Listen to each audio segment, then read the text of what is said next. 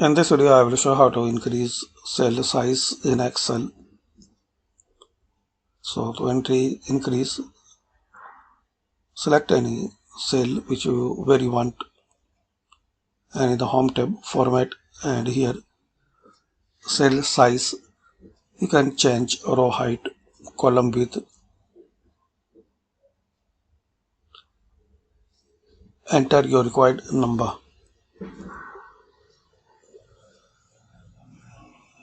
So we can see this particular rows has the different size.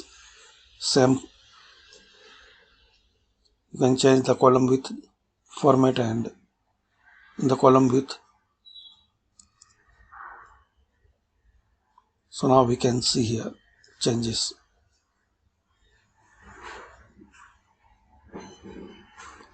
So thanks for watching.